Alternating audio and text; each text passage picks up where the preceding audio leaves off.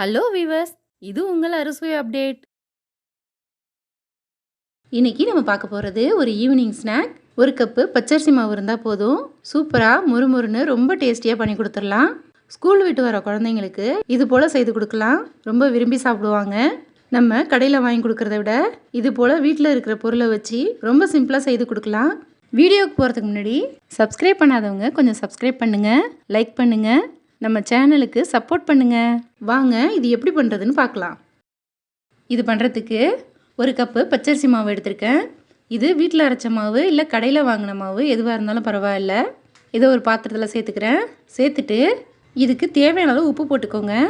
இது கூட ஒரு ஸ்பூன் கருப்பு எள்ளு சேர்க்குறேன். நீங்கள் வெள்ளை எள்ளு கூட சேர்த்து பண்ணலாம். சேர்த்துட்டு கொஞ்சமாக பெருங்காயத்தூள் சேர்க்குறேன். இதோடையே ஒரு ஸ்பூன் வெண்ணெய் எடுத்திருக்கேன். அதை லைட்டாக உருக்கிட்டு இதில் சேர்த்துக்கலாம்.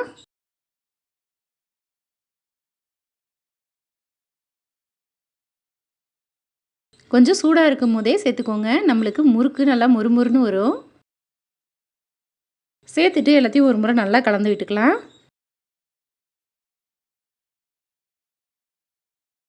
இது போல் கலந்து விட்டுட்டு இது கூட கொஞ்சமாக மஞ்சத்தூள் சேர்த்துக்கிறேன். காரத்துக்கு ஒரு டீஸ்பூன் அளவு மிளகாய்த்தூள் சேர்த்துக்கோங்க. சேர்த்துட்டு இன்றைக்கி நம்ம பூண்டு முறுக்கு தான் செய்ய போகிறோம். அதனால் 4 பல்லு பூண்டை தோல் உரிச்சிட்டு வச்சுருக்கேன். ஒரு இடிக்கிற கல்லில் சேர்த்துட்டு நல்லா இதை தட்டி எடுத்துக்கோங்க.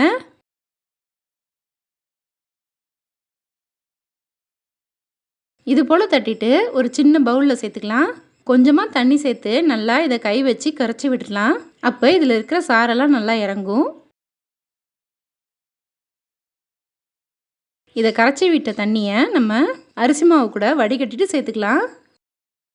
சேர்த்துட்டு கொஞ்சம் கொஞ்சமாக தண்ணி சேர்த்து நல்லா இதை பிசைஞ்சிக்கலாம். நல்லா கெட்டியாக பிசைஞ்சிக்கோங்க. நம்ம பூண்டு சேர்த்து செய்யும்போது முறுக்கு சாப்பிட்றதுக்கு ரொம்ப சூப்பராக இருக்கும். நல்லா பூண்டு வாசனையோட ரொம்பவே டேஸ்ட்டாக இருக்கும்.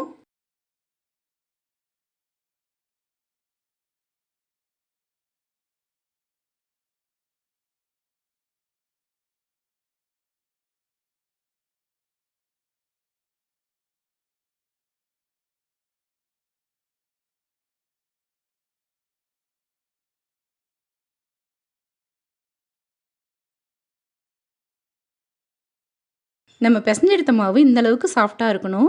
இப்போது இதை பிழிஞ்சிக்கலாம். இது பிழிஞ்சு எடுக்கிறதுக்கு நான் ஒத்தக்கண்ணு உள்ள அச்சு எடுத்திருக்கேன். இது போல் ஒரு பிளாஸ்டிக் பேப்பரில் லைட்டாக எண்ணெய் தடவிட்டு நம்ம ரெடி பண்ணி வச்ச மாவை கொஞ்சமாக எடுத்துக்கலாம்.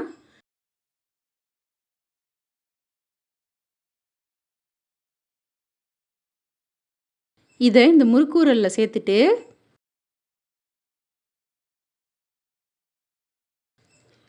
இது போல் சின்னதாக 2 சுற்று அல்லது 3 சுற்று அளவுக்கு பிழிஞ்சு விட்டுக்கலாம். இந்த முனையை இது போல் ஒட்டி விட்டுக்கோங்க, நமக்கு முறுக்கு பிரியாமல் வரும். இது போலவே நிறைய முறுக்கு ரெடி பண்ணி வச்சுக்கலாம். அப்போது நம்ம எண்ணெயில் சேர்த்து பொரிச்சு எடுக்கிறதுக்கு ரொம்ப ஈஸியாக இருக்கும். இல்லை ஒன்று ஒன்றா தட்டுக்கு பின்னாடி எண்ணெய் தடவிட்டு கூட செய்து எண்ணெயில் சேர்த்துக்கலாம்.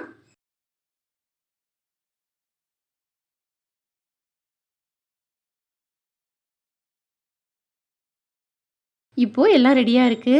இதுக்கு தேவையான அளவு கடாயில் எண்ணெயை ஊற்றிட்டு நல்லா சூடு பண்ணிக்கோங்க. எண்ணெய் நல்லா சூடாகிடுச்சு. நம்ம செய்து வச்சுருந்த முறுக்குலேருந்து 4-5 எண்ணெயில் சேர்த்துக்கோங்க. உங்கள் கடாய்க்கு தகுந்தது போல் சேர்த்துக்கலாம்.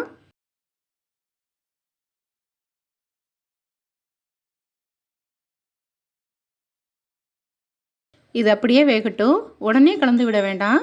கொஞ்சம் வெந்து மேலே எழும்பி வரும், அது வரைக்கும் இது வேகட்டும். இப்போது எல்லாத்தையுமே திருப்பி விட்டுக்கிறேன். இது 2 பக்கமும் நல்லா முறுமுறுன்னு ஆனதும் வெளியில் எடுக்கலாம், அது வரைக்கும் நல்லா வேக வச்சுக்கலாம்.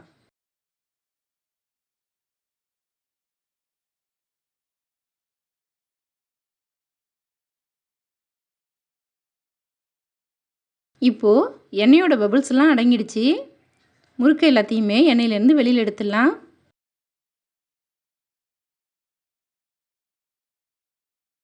இது போலவே மீதி இருக்கிற எல்லா முறுக்கையும் சுட்டு எடுத்துக்கலாம்.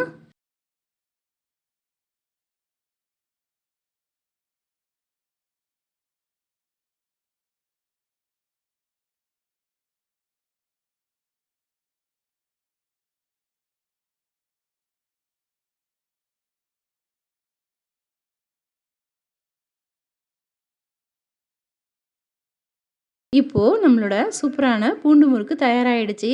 ஒரு கப்பு மாவில் நமக்கு ஒரு தட்டு நிறையா முறுக்கு கிடச்சிருக்கு. இது போல் செய்து கொடுத்தீங்கன்னா வீட்டில் உள்ள எல்லோரும் விரும்பி சாப்பிடுவாங்க. இது நல்லா கிறிஸ்பியாக ரொம்ப டேஸ்ட்டாக இருக்கும். பூண்டு வாசனையோட ரொம்பவே சூப்பராக இருக்கும்.